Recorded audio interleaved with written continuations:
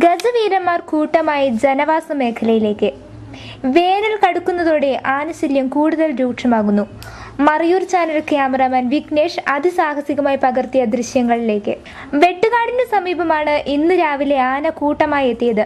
ഏകദേശം 13 ആനകൾ അടങ്ങുന്ന സംഘമാണ് ജനവാസ മേഖലയിൽ ഭീതി വിധിച്ചത്. മണിക്കൂറുകൾ നീണ്ട പരിശ്രമത്തിനൊടുവിലും ആനയെ വിരട്ടി ഓടിക്കുവാൻ സാധിച്ചില്ല.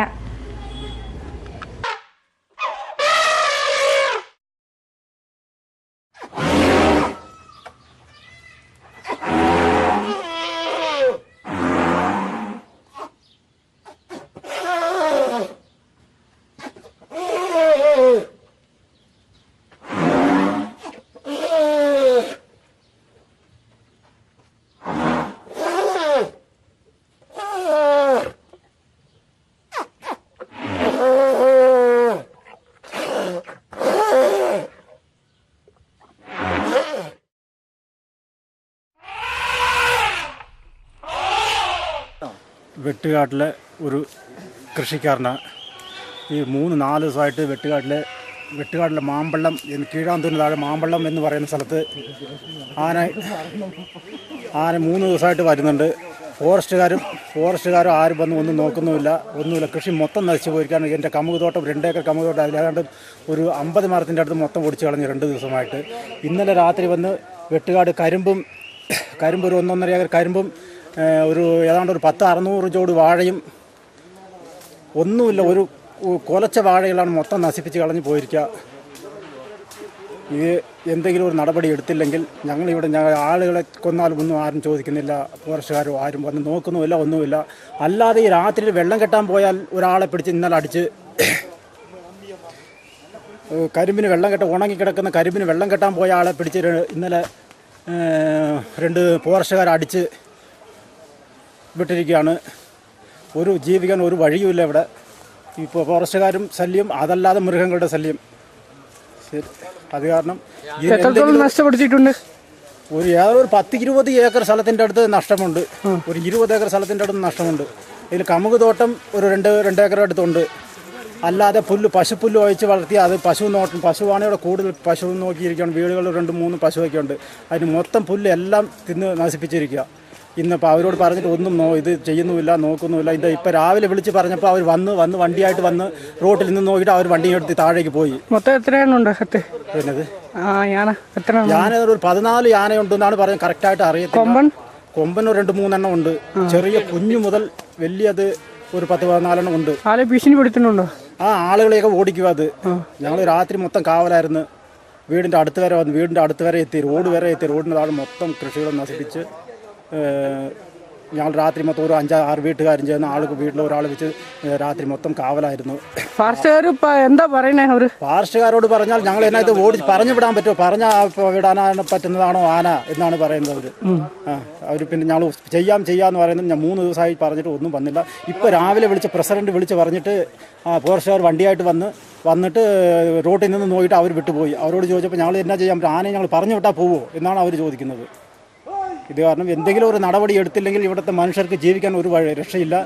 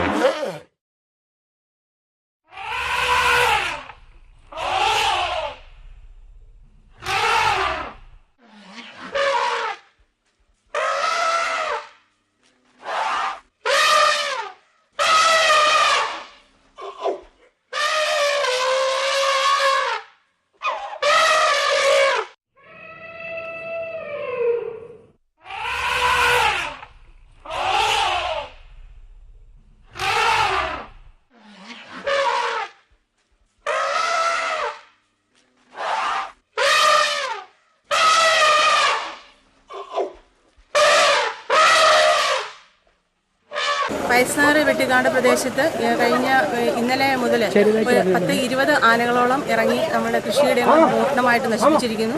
വെട്ടിക്കാട് പ്രദേശത്തുള്ള പൂർണ്ണമായിട്ടുള്ള കൃഷികൾ മുഴുവനായിട്ട് നശിപ്പിച്ചിട്ടുണ്ട്. തെങ്ങ്, കമുക്, കരിമ്പ് മുതലായ എല്ലാ കൃഷിയിടങ്ങളും നശിപ്പിച്ചിരിക്കുകയാണ്. അപ്പോൾ ഈ ആന ഇപ്പോൾ നമ്മുടെ പൈസാറിൻ്റെ വെട്ടിക്കാടിൻ്റെയും കേന്ദ്രഭാഗത്തായിട്ട് സ്ഥിതി ചെയ്തുകൊണ്ടിരിക്കുകയാണ്. അപ്പോൾ ആനയെ ഓടിച്ചു വിടുന്നതിനുള്ള സംവിധാനങ്ങൾ ബഹുമാനപ്പെട്ട DFOയോട് സംസാരിച്ചിട്ടുണ്ടായിരുന്നു. എന്നാൽ അദ്ദേഹം പറഞ്ഞത് ഒരാഴ്ചയ്ക്കുള്ള നടപടി എടുക്കാമെന്നാണ് പറഞ്ഞത്. എന്നാൽ ഇവിടെയുള്ള ജനങ്ങളുടെ ജീവനും സ്വത്തിനും യാതൊരു വിധത്തിലുള്ള സംരക്ഷണവും ഇല്ലാത്ത സ്ഥിതിയിലാണ് ഇപ്പോൾ പോയിക്കൊണ്ടിരിക്കുന്നത്.